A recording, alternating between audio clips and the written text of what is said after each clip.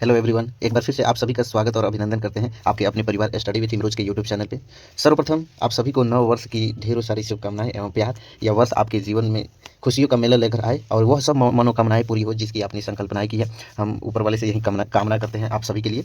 तो दोस्तों, आज का सेशन जितने भी आर्ट्स वाले स्टूडेंट हैं और आर्ट्स में होम साइंस सब्जेक्ट चयन किए हुए जितने भी विद्यार्थी हैं उनके लिए यह सेशन बहुत ही ज़बरदस्त और महत्वपूर्ण होने वाला है, क्योंकि आज के इस सेशन में हम डिस्कस करने वाले हैं होम साइंस यानी गृह विज्ञान, जिसको हिंदी में कहा जाता है होम साइंस। जितने भी विद्यार्थी लिए हुए हैं उनके लिए यह पल बहुत ही महत्वपूर्ण होने वाला है। आप लोग संयमित और नियमित रूप से अगर पीछे की वीडियो नहीं देखे हैं, और सारे सब्जेक्ट की वीडियो हमने बना करके और प्लेलिस्ट में डाल रखी है, अगर आपने अभी तक नहीं देखी है तो देखने का हम तरकीब बता देते हैं। सबसे पहले मेरे चैनल को खोलेंगे, उसके बाद कोर्स वाले ऑप्शंस पे क्लिक करेंगे तो वहाँ पे मैंने प्लेलिस्ट बना करके ग्रेजुएशन का और 12th ऑफिशियल मॉडल पेपर का प्लेलिस्ट बना करके हमने उसमें डाल रखा है। इसके बाद हम 10th का भी बहुत जल्द शुरू करने वाले हैं। मात्र मैथ, केमिस्ट्री और इकोनॉमिक्स बाकी रह गया है, जिसको 2-4 दिनों में कंप्लीट करके उसके बाद हम 10th का शुरू करने वाले हैं। 10th का 4-5 दिनों में खत्म करने के बाद हम न्यू बैच स्टार्ट करेंगे और बेसिक से एकदम 10th से शुरुआत करेंगे और 10th के फिजिक्स से शुरुआत करेंगे। जितने भी आपके लेंस फार्मूला और मिरर फार्मूला है उन सारी चीज़ों को कवर करते हुए हम बैच को स्टार्ट करेंगे आगे की तरफ। और जैसा कि देख सकते हैं कि पिछले वर्ष की तरह इस वर्ष में भी सिलेबस और पैटर्न में कोई बदलाव नहीं किया गया। मॉडल पेपर से ही आपको देखकर अवगत हो गए होंगे।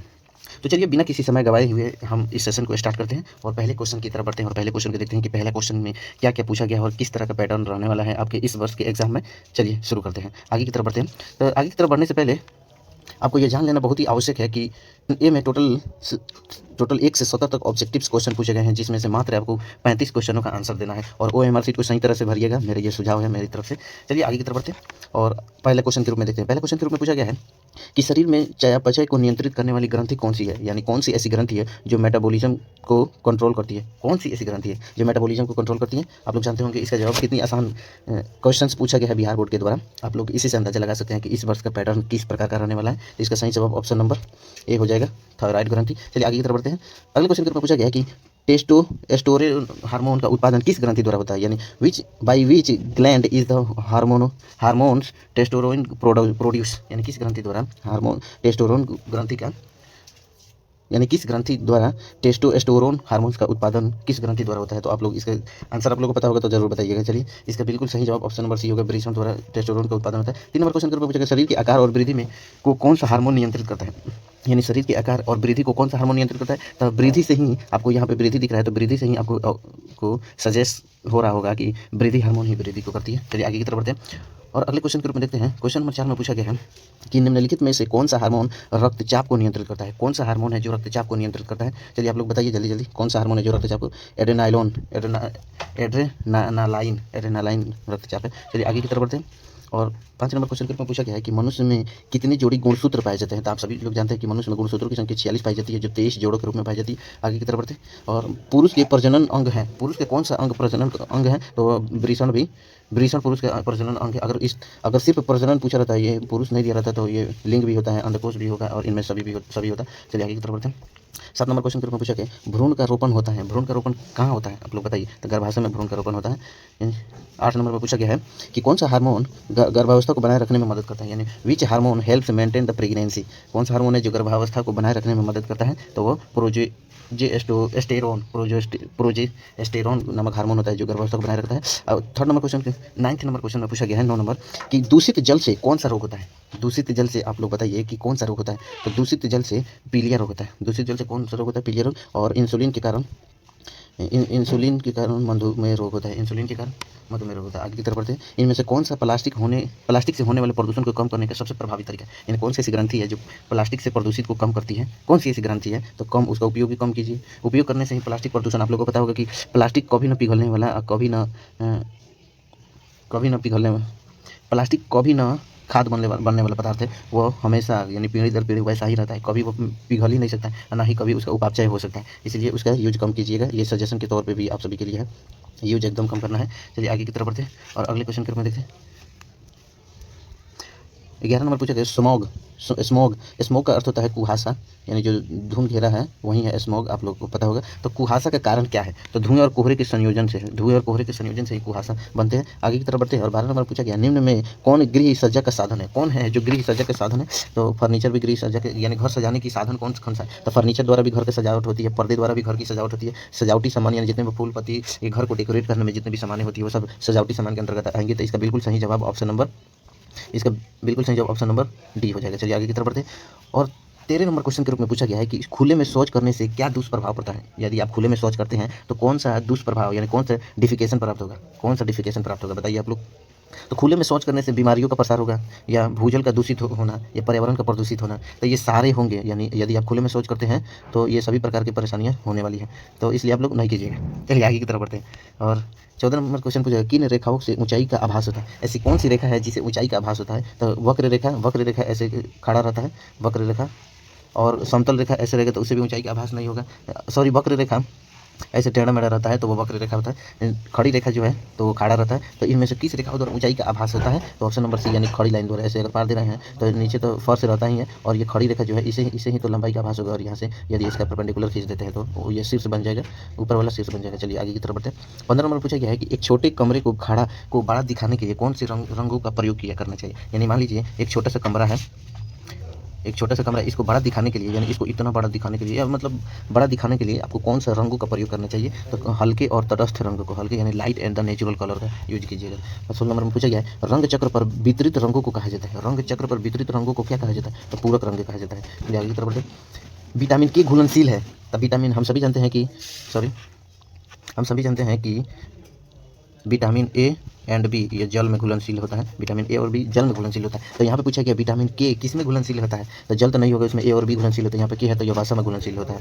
चलिए आगे की तरफ बढ़ते हैं और 18 नंबर क्वेश्चन में पूछा गया, शरीर में प्रोटीन का मुख्य कार्य क्या होता है? शरीर में प्रोटीन का मुख्य कार्य क्या होता है? तो शरीर में प्रोटीन का मुख्य कार्य ऊतकों का निर्माण और मरम्मत करना।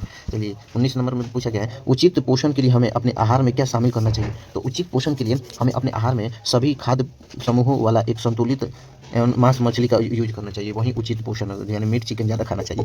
चलिए 20 नंबर क्वेश्चन के रूप में पूछा गया, शरीर में आयरन की कमी से कौन सी रोग होती है? शरीर में आयरन की कमी से एनीमिया रोग होती है, और विटामिन ए की कमी से रतौंधी होती है, विटामिन बी की सी की कमी से घेगा रोग होती है, आयोडीन की कमी से घेगा रोग होती है, और विटामिन सी की कमी से स्कर्वी होती है। चलिए आगे की तरफ बढ़ते हैं और 21 नंबर क्वेश्चन में पूछा गया, निम्न में किस खाद्य पदार्थ को एफपीओ मार्क की आवश्यकता नहीं है? कौन सा ऐसा खाद्य पदार्थ है जिसे एफपीओ मार्क की आवश्यकता नहीं है? एफपीओ का फुल फॉर्म होता है फ्रूट प्रोडक्शन ऑर्डर।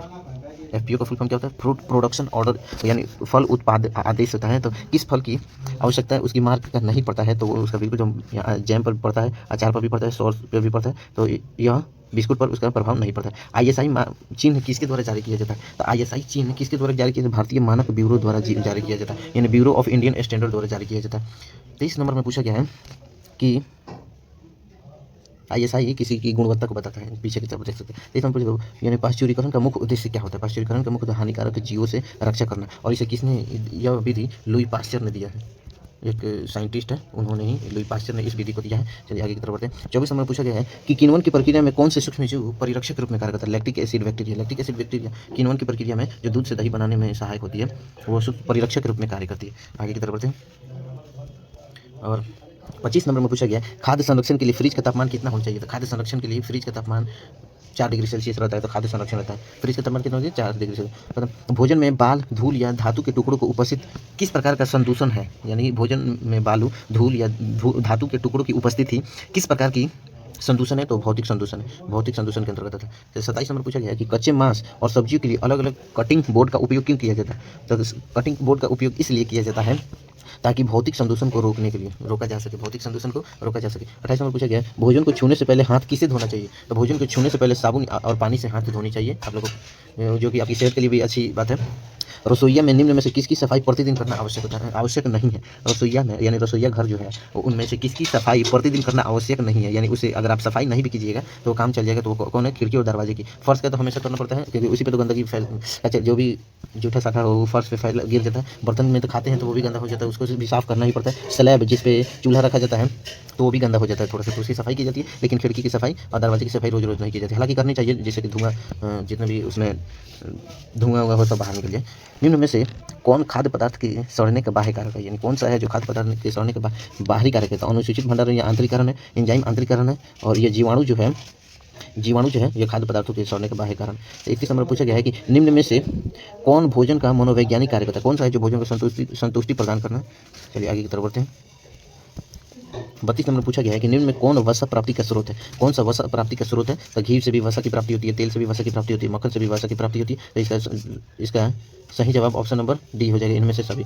चलिए 33 नंबर पूछा गया, निम्न में कौन सा कुपोषण का कारण है? कौन सा कुपोषण के कारण है? तो आहार संबंधी अज्ञानता, यानी आहार की जानकारी न हो तो उससे भी कुपोषण हो सकते हैं। निर्धनता, कुपोषण के कारण निर्धनता तो होती ही है। पौष्टिक भोजन की कमी, यानी जो भी संतुलित भोजन होता है वो नहीं करते तो भी कुपोषण के शिकार हो सकते हैं। इसलिए इसका बिल्कुल तीनों ऑप्शन सही, तो इसलिए इसका आंसर बिल्कुल ऑप्शन नंबर डी होगा। चलिए आगे की तरफ बढ़ते हैं।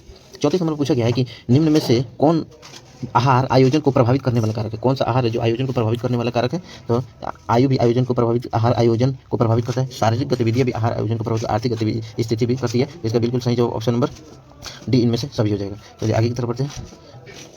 35 नंबर में पूछा गया है कि प्रसव के बाद, यानी वुमेन डिलीवरी के बाद महिलाओं के लिए व्यायाम करने से के क्या लाभ है? यानी प्रसव डिलीवरी हो जाने के बाद अगर एक्सरसाइज महिलाएं करती हैं तो उससे क्या लाभ होगा? उसका लाभ वजन का कम होना, ये भी हो सकता है। ऊर्जा में वृद्धि, ये भी हो सकता है। मांसपेशियां मजबूत होती है। तो इसका जवाब ऑप्शन नंबर डी, यानी इनमें से सभी होगा। चलिए आगे की तरफ बढ़ते हैं। 36 प्रसव के बाद किस तरह के भोजन से बचना चाहिए? यानी प्रसव के बाद किस प्रकार के भोजन से आपको बचनी चाहिए? तो फल और सब्जी खानी चाहिए, बिल्कुल खानी चाहिए। प्रोटीन का युक्त भोजन करना बिल्कुल करनी चाहिए। दूध और डेयरी का उत्पाद करने चाहिए, बिल्कुल करनी चाहिए। तला भुना और मसालेदार भोजन नहीं करनी चाहिए। प्रसव में डिलीवरी हो जाने के बाद नहीं करना चाहिए, इसलिए इसका जवाब ऑप्शन नंबर सी होगा। आगे की तरफ, नवजात शिशु के लिए सबसे महत्वपूर्ण पोषण स्रोत क्या है? नवजात शिशु के लिए सबसे महत्वपूर्ण पोषण स्रोत माँ की दूध होता है, जिसे यानी माँ की से जो पहले दूध निकलता है उसे कोलेस्ट्रॉल कहा जाता है, जो अमृत के समान होता है। अमृत के समान ही होता है माँ के दूध, जिसे कोलेस्ट्रॉल कहा जाता है। चलिए आगे की तरफ बढ़ते हैं। 38 नंबर में पूछा गया है कि नवजात शिशु को कौन से टीके जन्म के तुरंत बाद दिए जाते हैं? यानी जन्म के तुरंत बाद कौन सा टीका दिया जाता है? तो BCG hepatitis oral polio vaccine की दी जाती है। चलिए आगे की तरफ बढ़ते हैं। 39 नंबर पूछा गया है कि जन्म के बाद बच्चे का वजन कितने दिन में दुगुना हो जाता है? जन्म के कितने दिनों के बाद बच्चे का वजन दुगुना हो जाता है? तो जन्म के बाद बच्चे के 4 से 5 महीने के बाद वजन दुगुना हो जाता है। खूब खवाई मिलता है उसको, इसलिए। आधार कार्ड एक अंकों की विशिष्ट संख्या है जो भारतीय नागरिकों के लिए पहचान के प्रभाव के रूप में कार्य करती है। तो पूछा गया कि आधार कार्ड पर कितने अंक रहता है? आधार कार्ड पर टोटल 12 अंक रहता है। आपसे मैं पूछ रहा हूँ कि कमेंट बॉक्स में आप लोग बताइएगा कि पैन कार्ड पर कितने अंक रहता है। चलिए आगे की तरफ बढ़ते हैं। 41 नंबर क्वेश्चन में पूछा गया है निम्न में से कौन सा एक प्राकृतिक रेशा है? कौन सा एक प्राकृतिक रेशा है? तो रेशम एक प्राकृतिक रेशा है। चलिए आगे की तरफ बढ़ते हैं। और पहले से पूछा गया एक रेडीमेड परिधान मतलब होता है हम लोग स्वेटर जैकेट जो भी पहनते हुए फैशन जितना भी वो सब परिधान के अंतर्गत आता है के लेवल में कानूनी रूप से किसके बारे में जानकारी दी जाती है? यानी परिधान में लेवल रूप से किसके बारे में जानकारी दी जाती है? तो ब्रांड का नाम की भी जानकारी मिलती है, बिल्कुल मिलती है। ब्रांड का नाम देखकर ही हम तो खरीदारी करते हैं। देखभाल संबंधित निर्देश तो एकदम देखकर ही खरीदारी करते हैं। निर्माता और वितरण की जानकारी भी लेकर करते हैं। तो इसका तीनों ऑप्शन सही है, तो इसका बिल्कुल जो ऑप्शन नंबर डी होने वाला है। चलिए आगे की तरफ बढ़ते हैं।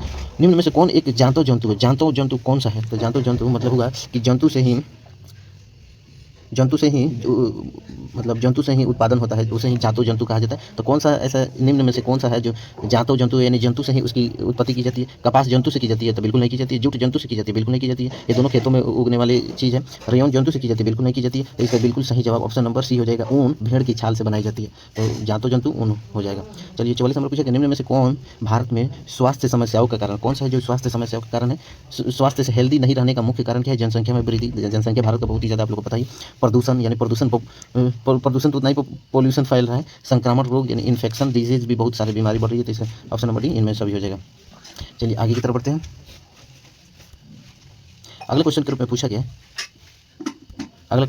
गया है कि एटीएम का फुल फॉर्म क्या होता है? 45 में पूछा गया कि एटीएम का फुल फॉर्म क्या होता है? और all time machine, all time money या एनी टाइम मनी या इनमें से कोई नहीं। तो इसका बिल्कुल सही जवाब ऑप्शन नंबर सी हो जाएगा। और ऑटोमेटेड टेलर मशीन। अब पूछ रहा है 46 में टिटनेस से बचाव के लिए बच्चों को कौन सी टीका लगाया जाता है? तो टिटनेस से बचाव के लिए बच्चों को डीपीटी नामक लगाया जाता है। डीपीटी नामक, जिसे डीपीटी का फुल फॉर्म क्या होता है? तो डीपीटी का फुल फॉर्म होता है डिप्थीरिया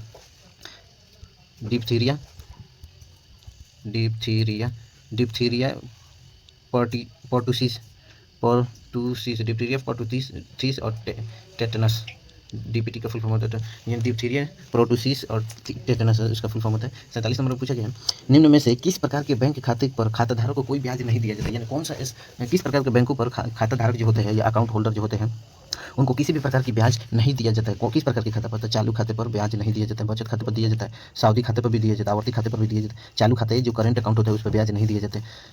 48 नंबर क्वेश्चन, बचत का मतलब क्या होता है? तो बचत का मतलब होता है कि जो हम व्यय यानी खर्च करते हैं, तो खर्च कम करने को ही बचत कहा जाता है। बचत का फार्मूला के रूप में देखा जाए तो बचत का फार्मूला होता है आय में से अगर खर्च को हम घटा देंगे तो वो क्या निकलेगा? तो उससे बचत निकलेगा। आप लोगों को पता होगा। चलिए आगे की तरफ बढ़ते हैं। 49 नंबर क्वेश्चन के रूप में पूछा गया है कि निम्न में से कौन सा मानव संसाधन का उदाहरण है? ज्ञान और कौशल कौन सा मानव संसाधन का उदाहरण है? ज्ञान और कौशल मानव संसाधन का उदाहरण है। 50 नंबर में पूछा गया है कि खाद्य पदार्थों में मिलावट के लिए कौन जिम्मेदार नहीं है? तो उत्पादक जो उत्पादन करता है वो भी जिम्मेदार नहीं हो सकता है, वितरक ये जिम्मेदार है। यानी खाद्य पदार्थों की मिलावट में कौन जिम्मेदार होता है? तो उत्पादक भी जिम्मेदार हो सकता है, जो प्रोडक्शन करता है मैन्युफैक्चरिंग वो भी जिम्मेदार हो सकता है, डिस्ट्रीब्यूटर होता है वो भी मिला सकता है, जैसे खुदरा विक्रेता जो है यानी जो दुकानदार है वो भी मिला सकता है। इसका कौन जिम्मेदार नहीं है? तो इसका उपभोक्ता है यानी कंज्यूमर जो है वो जिम्मेदार नहीं है, क्योंकि हम लोग तो खरीदने वाले हैं हम लोग। चलिए आगे की तरफ बढ़ते हैं। निम्न कौन सा परिधान के चयन को प्रभावित करते हैं? कौन सा ऐसा चीज़ है जो परिधान को प्रभावित करती है? तो व्यवसाय जो वो परिधान को प्रभावित करते हैं। अपने शिष्टाचार का प्रदर्शन कैसे किया जाता है? शब्दों से किया जाता है, व्यवहारों से किया जाता है। आपके बात करने की तहजीब से ही तो आपको शिष्टाचार आदमी कह के बुलाते हैं, या आपके प्रति उन लोगों में सकारात्मक सोच डेवलप होती है, और आपके व्यवहार को देखकर ही तो वो आपकी शिष्टाचार का वर्णन करते हैं। तो इसका बिल्कुल सही जवाब ऑप्शन नंबर सी हो जाएगा, यानी दोनों, ए और बी दोनों। 53 नंबर पूछा गया, निम्न में से कौन वस्त्रों की देखभाल है? कौन वस्त्रों की देखभाल है? कौन सा है जो वस्त्रों की देखभाल है? धोना, एकदम धोने से ही वस्त्रों की देखभाल की जाती है। इस्त्री करना, उससे भी वस्त्रों की देखभाल की जाती है। मरम्मत करना, उससे भी वस्त्रों की देखभाल की जाती है। तो इसका जवाब ऑप्शन नंबर डी यानी इनमें से सभी हो जाएगा। 54 नंबर क्वेश्चन के ऊपर पूछा गया है, किस प्रकार के डिटर्जेंट का उपयोग रेशमी कपड़ों के लिए करना चाहिए? यानी किस प्रकार के डिटर्जेंट का उपयोग रेशमी कपड़ों के लिए किया जाता है? तो हल्का तरल डिटर्जेंट का प्रयोग करना चाहिए। तथा फलों के रस के दाग को हटाने के लिए सबसे पहले क्या करना चाहिए? यानी फलों के रस से जो दाग डेवलप होता है उसे हटाने के लिए सबसे पहले उसे ठंडे पानी से हमें धोना चाहिए, ताकि उसमें कीटाणु जो है वो उनकी देहांत हो जाए, मर जाए। 56 में पूछा गया, कपड़ों को ड्राई क्लीन क्यों किया जाता है? कपड़ों को चमकदार बनाने के लिए किया जाता है। इतना इजी सवाल पूछा है। अब बताइए, ये आप लोग तो रोज अपने दैनिक कार्य में उसका यूज़ करते ही हैं, फिर भी आप लोग अगर अच्छे नंबर नहीं ला पा रहे हैं तो कहीं ना कहीं आपकी ही वो लापरवाही है। संतान चलिए आगे की तरफ बढ़ते, खैर छोड़िए, हम तो टीचर हैं। कपड़ा धोने के लिए कठोर जल का उपयोग करने से क्या समस्या होती है? यानी कपड़ा धोने के लिए जो हार्ड वाटर का हम लोग यूज करते हैं उससे क्या नुकसान या क्या समस्याएं हो सकती है? तो कपड़ा सिकुड़ जाते हैं, बिल्कुल सिकुड़ सकते हैं। कपड़ों का रंग फीका हो जाता है, बिल्कुल फीका पड़ जाता है। जैसे एग्जांपल के तौर पर आप देख लीजिए, बहुत महंगे दामों के जीन्स आ रहे हैं, उसे धोने पर रंग छोड़ता है तो फीका पड़ जाता है कुछ दिनों के बाद, और उसके बाद साबुन का झाग नहीं बन पाता। बिल्कुल तीनों ऑप्शन सही होने वाला है, तो इसका बिल्कुल जवाब ऑप्शन नंबर डी हो जाएगा। 58 नंबर के रूप में पूछा गया, धुलाई से पहले कपड़ों को लेवल को जांच करना क्यों महत्वपूर्ण है? यानी धुलाई, कपड़ा धोने से पहले उसके लेवल को क्यों जांच किया जाता है? तो सही धुलाई विधि और तापमान को जाना जा सके। चलिए आगे की तरफ बढ़ते हैं।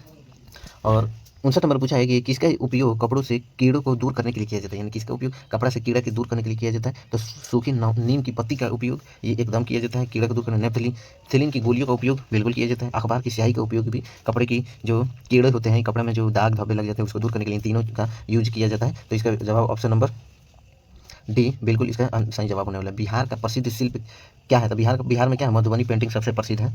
चलिए आगे की तरफ बढ़ते हैं। 61 में पूछा गया है कि बिहार के अलावा भारत का कौन सा ऐसा राज्य है एप्लिक कार्य के लिए जाना जाता है? कौन सा ऐसा राज्य है बिहार के अलावा जो एप्लिक कार्य के लिए जाना जाता है? तो उड़ीसा में एप्लिक कार्य होता है। एप्लिक कार्य उड़ीसा में भी किया जाता है। चलिए आगे की तरफ बढ़ते हैं। निम्न में से किसके द्वारा असीमित खरीदारी की जा सकती है? किसके द्वारा असीमित अधिकार किए जाते हैं? यानी कौन सा ऐसा चीज़ है जिसके द्वारा अत्यधिक खरीदारी की जा सकती है? डेबिट कार्ड द्वारा बिल्कुल नहीं, इसे सीमित खरीदारी कर सकते हैं। आधार कार्ड द्वारा इसे तो खरीदारी नहीं होता है, तो क्या होने वाला है?